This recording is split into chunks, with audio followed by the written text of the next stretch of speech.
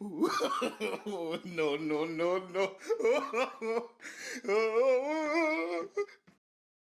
Anyway, the point I'm making here is that there's definitely potential for this kind of concept, provided it's handled with a bit of intelligence, a somewhat realistic portrayal of the main character, and that it avoids falling into the trap of using its culturally sensitive backdrop to push the message.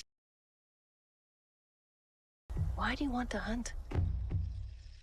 Because you all think that I can't. Yeah, lines like this were almost certainly going to invite mockery and hostility from a fan base that just wanted a decent Predator movie instead of a fucking intersectional feminist struggle session, but hey, I guess it was totally worth it to send a message. So of course our protagonist turns out to be a strong female character who just wants to become a hunter against the wishes and traditions of her tribe. Why? So the rest of the plot can happen. Also, I'd like to point out that no hunter-gatherer society of that time period would have tolerated this kind of bullshit from one of their own. Those ideas would have been literally beaten out of her before she could say, "Smash the patriarchy." So strong female character takes her suspiciously domesticated pet dog. Clearly something nasty is afoot here, so the rest of the tribe to go after whatever the fuck this thing is, and naturally strong female character is allowed to accompany them. I guess they must have got over the whole no hunting rule.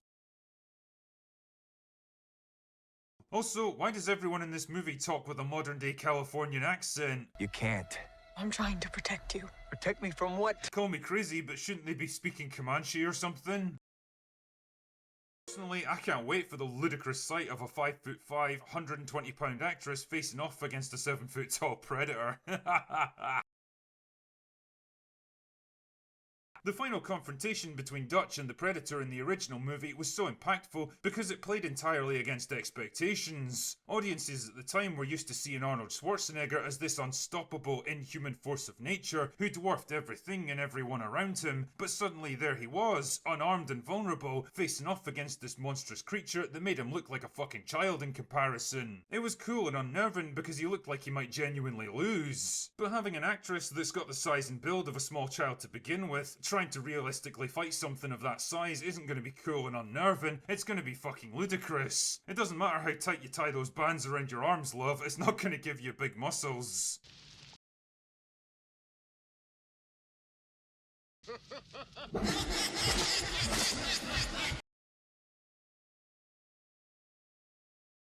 On the other hand, if I was a cynical man that was haunted by the message, I'd say that these guys will end up portrayed as the real villains of the movie, and strong female character will decide to team up with the Predator to fight them off and protect her people.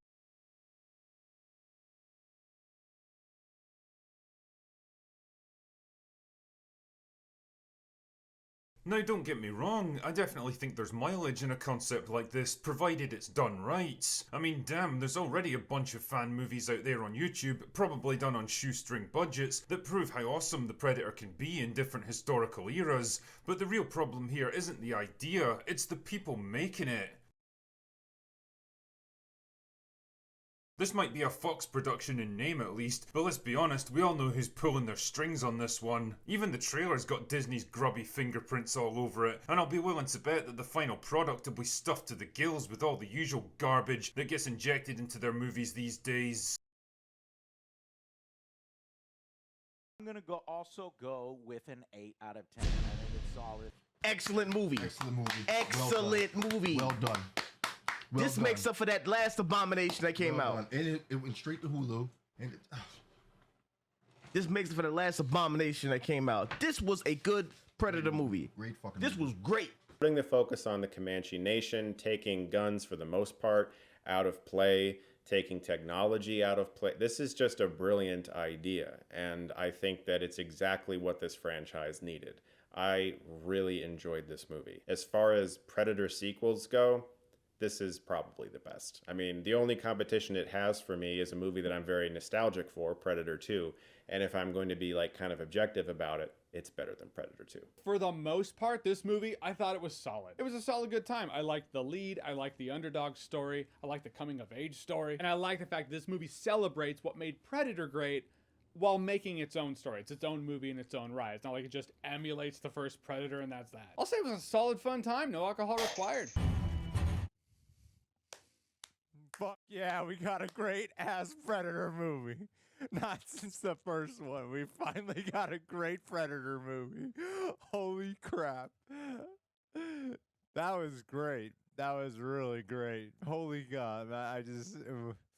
This franchise has been so up and down, and we finally got a great ass Predator film.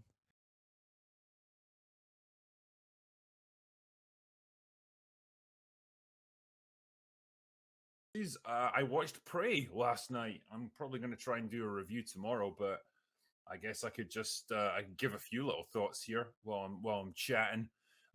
It's a movie I could best describe as comprehensively meh.